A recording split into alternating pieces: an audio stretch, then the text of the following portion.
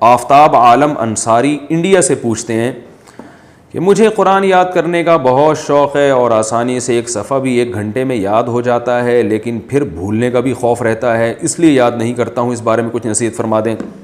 بہت اچھا سوال ہے بھائی، آج کل بہت سے لوگ یہ کام کر رہے ہیں کہ بھولنے کے خطرے سے یاد ہی نہیں کرتے، تو یہ بالکل سوچ غلط ہے۔ حدیث میں جو وعید آئی ہے کہ جو قرآن یاد کر کے بھول جائے اس پر بڑی شدید وعید ہے۔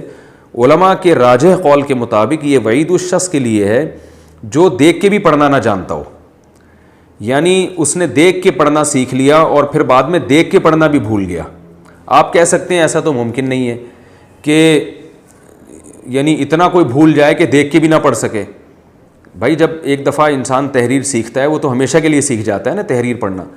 تو دیکھیں یہ نبی صلی اللہ علیہ وسلم کے دور میں یہ امکان تھا، اس زمانے میں خط بہت مشکل سے لکھے جاتے تھے، اتنی کتابیں نہیں تھیں۔ آج تو پریکٹس اتنی زیادہ ہو جاتی ہے کہ جو دیکھ کے پڑھنا سیکھتا ہے وہ پھر سیکھ ہی جاتا ہے، وہ اسے بار بار تحریریں پڑھنے کو ملتی ہیں، لیکن رسول اللہ صلی اللہ علیہ وسلم کے دور میں ایسا نہیں تھا۔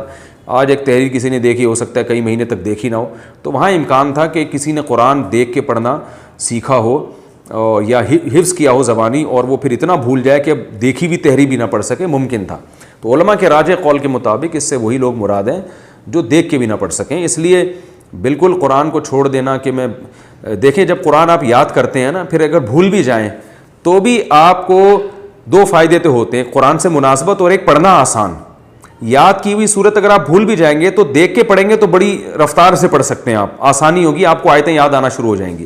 اسی وجہ سے حافظ لوگ جن کو کچا بھی حفظ ہوتا ہے، پورا حفظ نہ بھی ہو، وہ بھی دیکھی بھی یعنی قرآن دیکھ کے بہت اچھا پڑھ لیتے ہیں۔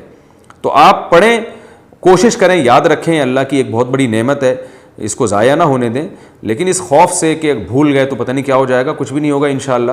بھول گئے تو دیکھ کے پڑھ لیا کریں اور پھر یا دوبارہ کوشش کر لیے گا یاد کرنے کی۔ تو اس وجہ سے قرآن یاد کرنا ہی چھوڑ دینا یہ ٹھیک نہیں ہے۔